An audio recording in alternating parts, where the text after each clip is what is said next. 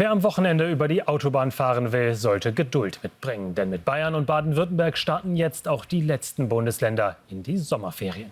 Der ADAC rechnet mit einem der staureichsten Wochenenden des Jahres. Schon letztes Jahr sei das letzte Juli-Wochenende das mit Abstand staureichste in der Reisezeit 2023 gewesen.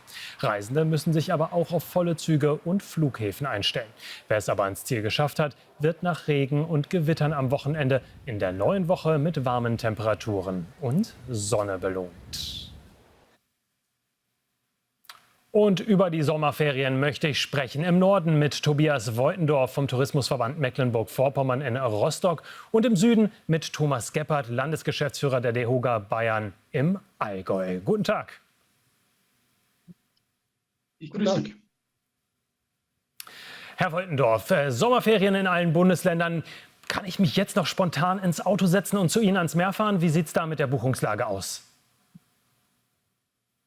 Ja, wir haben ja gerade eben gehört, was vielleicht auf den Straßen droht. Aber wenn man den Weg dann bewältigt hat, dann hat man Möglichkeiten, tatsächlich bei uns auch noch spontan ein Quartier zu bekommen. Die Kurzfristigkeit der Reisen hat in den letzten Jahren zugenommen. Das merken wir. Wir haben eine gute Auslastung, aber wir können durchaus noch den einen und den anderen Gast verkraften. Und insofern, wer spontan losreisen möchte, der soll sich nicht aufhalten lassen. Urlaub am Meer, das ist ja für die einen Entspannung, einfach nur am Strand zu liegen, für die anderen Wassersport. Welche Urlaubstrends zeichnen sich denn bei Ihnen so ab? Ja, wir haben natürlich den klassischen Badeurlaub. Wenn wir am letzten Wochenende uns die Strände angeschaut haben bei wunderbarem Wetter, dann waren die gefüllt. Aber wir bieten natürlich Möglichkeiten, auch im Landesinneren viel Aktivurlaub zu machen, zu wandern, Rad zu fahren, sich an den Seen, an den Ufern zu bewegen. Camping spielt bei uns eine große Rolle. Also wir haben alle Facetten des Urlaubs. Das Einzige, was wir nicht haben, ist das, was die Bayern haben, nämlich Berge. Wie entwickelt sich denn die Tourismusbranche aktuell? Immerhin reisen die Deutschen so intensiv wie nie zuvor und lassen sich das natürlich auch viel Geld kosten. Merken Sie das in der Gastronomie, in den Unterkünften? Wie entwickelt sich das? Ja, wir haben ein wenig ein geteiltes Bild. Es gibt schon Bereiche, denen geht es nicht ganz so gut. Die Gastronomie haben Sie genannt, mit der Mehrwertsteuer, die beispielsweise wieder auf die 19% raufgesetzt worden ist es dort nicht einfacher geworden. Es gibt Bereiche, da läuft es aber auch ganz gut. Aber insgesamt merkt man, dass die Krise noch nicht ganz abgeschüttelt ist oder die Krisen noch nicht ganz abgeschüttelt sind, dass die Konsumzurückhaltung bei den Menschen hier und da dort ist, dass natürlich die Konkurrenz wieder zugenommen hat. Also nicht alle orientieren sich auf Urlaub in Deutschland, sondern manche zieht es auch ans Mittelmeer oder noch in weiter entfernt liegende Regionen. Insofern sind wir hart im Wettbewerb, behaupten uns dort ganz gut, aber müssen sozusagen natürlich aufmerksam und konsequent bleiben in der Bearbeitung auch, die wir in der Branche tun. Herzlichen Dank und wir blicken vom Norden in den Süden zu Thomas Gebhardt.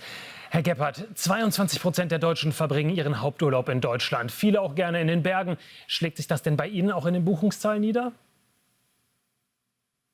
Also die Buchungslage ist tatsächlich auch gut, aber auch wir haben noch für Kurzentschlossene genügend Platz. Also von daher einfach direkt beim Hotelier anrufen. Wir haben eine große Vielfalt und es geht auf jeden Fall noch was. Worauf legen die Urlauber denn in dieser Saison besonders Wert? Natürlich die Berge, eine massive Anziehungskraft. Aber gehen die Leute eher wandern oder entspannen sich? Was ist so der Trend in der Branche bei Ihnen?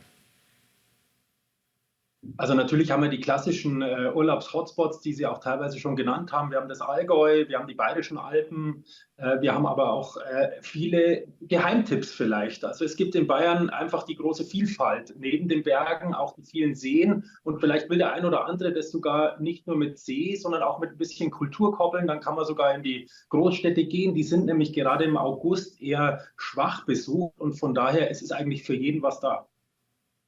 Nun, wenn ich an Bayern denke, dann denke ich auch an Biergärten, die Gastronomie. Hat die sich denn mittlerweile erholt oder ist man da, ja, das Vor-Corona-Niveau, hat man da wieder Fuß gefasst? Also Gastronomie und bayerisches Lebensgefühl ist natürlich gefragt. Das Wetter könnte manchmal ein bisschen besser sein, aber jetzt schaut es eigentlich ganz gut aus. Das Problem sind die Kostentreiber, die wir haben, auch noch von den Krisen. Wir haben Personalkosten, die steigen, Energiekosten, Lebensmittelpreise und spüren natürlich eine gewisse Konsumzurückhaltung. Das heißt, die Brisanz für die Betriebe ist schon hoch, ist auch noch da. Da brauchen wir politische Entscheidungen, die den Betrieben helfen. Aber für den Urlauber spielt es jetzt erstmal keine Rolle. Er kann auf eine Top-Dienstleistung hoffen, er kann auf ein wunderschönes Urlaubserlebnis hoffen und deswegen einfach gerne ab ins Auto oder in den Zug und ab nach Bayern und sich erholen. Herr Gebhardt, herzlichen Dank für das Gespräch. Vielen Dank.